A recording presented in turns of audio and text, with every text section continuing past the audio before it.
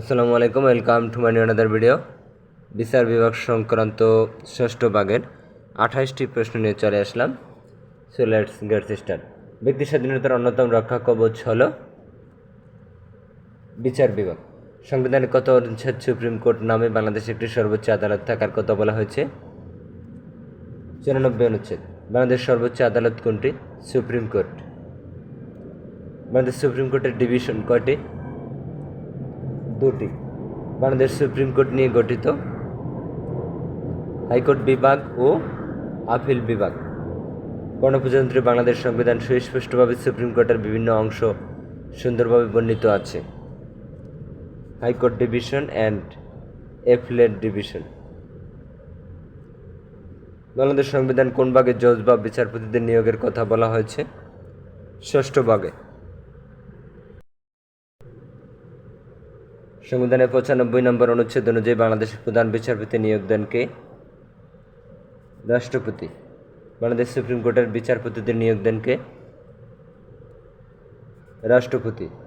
কোনো অ্যাডভোকেটের সুপ্রিম কোর্টের জজ হিসেবে নিযুক্ত করতে হলে অ্যাডভোকেট হিসেবে সুপ্রিম কোর্টের ন্যূনতম কত বছরের অভিজ্ঞতা প্রয়োজন? 10 বছরের। সুপ্রিম কোর্টের বিচারপতিদের অবসর গ্রহণের বয়স 66 বছর। বিচারকদের চাকরির বয়স 66 বছরের বিষয়টি সংবিধানের কোন অনুচ্ছেদে উল্লেখ করা হয়েছে? 96(1). সুপ্রিম জুডিশিয়াল কাউন্সিলের চেয়ারম্যানকে? প্রধান বিচারপতি। সুপ্রিম জুডিশিয়াল কাউন্সিলের সদস্য কতজন? 3 জন। সংবিধানে নাগরিকদের মৌলিক অধিকার নিশ্চিত করার দায়িত্ব দিয়েছে কে? হাইকোর্ট। বাংলাদেশ সংবিধানের 3য় ভাগের মৌলিক অধিকার বলবৎ করার জন্য সংক্ষুব্ধ ব্যক্তি কোন অনুচ্ছেদ বলে আদালতে আবেদন করতে পারে? 102। সংবিধানের কোন অনুচ্ছেদ অনুযায়ী রিট আবেদন করা যায়? 102 অনুযায়ী। জনস্বার্থে রিট মামলার আবেদন কোথায় করা হয়? হাইকোর্ট বিভাগে। সংবিধান কোন অনুচ্ছেদ ক্ষমতা বলে সুপ্রিম কোর্টের আপিল বিভাগ কোনো মামলা বা কোনো বিশেষ সম্পূর্ণ ন্যায় বিচারের জন্য যে কোনো প্রয়োজনীয় আদেশ বা নির্দেশ জারি করতে পারবে? 104। হাইকোর্ট বিভাগের নিম্নবর্ণিত কোন দণ্ডাদেশের বিরুদ্ধে আপিল বিভাগের অধিকার বলে আপিল করা যাবে? যাবজ্জীবন কারাদণ্ড।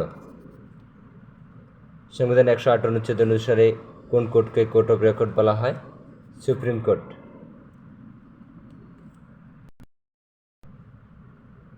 সাংবিধানিকভাবে আইনের ব্যাখ্যা প্রদান করেন কে? Supreme court. বাংলাদেশ সংবিধানের অভিভাবক? Supreme court. বাংলাদেশ সুপ্রিম কোর্টের রায়ের বাধ্যতামূলক ক্ষমতা গণপ্রজাতন্ত্রী বাংলাদেশ সংবিধান কোন অনুচ্ছেদে বর্ণিত আছে? 111। সংবিধান কোন অনুচ্ছেদ অনুযায়ী রাষ্ট্রের সকল নির্বাহী ও বিচার বিভাগীয় কর্তৃপক্ষ সুপ্রিম কোর্টকে সহায়তা করতে বাধ্য? 112। সংবিধান কোন অনুচ্ছেদ অনুযায়ী অধস্তন আদালত সমূহ প্রতিষ্ঠিত হয়? 114।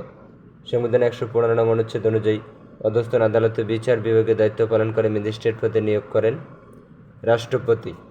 বাংলাদেশ সংবিধান প্রশাসনিক ট্রাইব্যুনাল বিষয়টি কোন অনুচ্ছেদে সন্নিবেশিত হয়েছে? 117।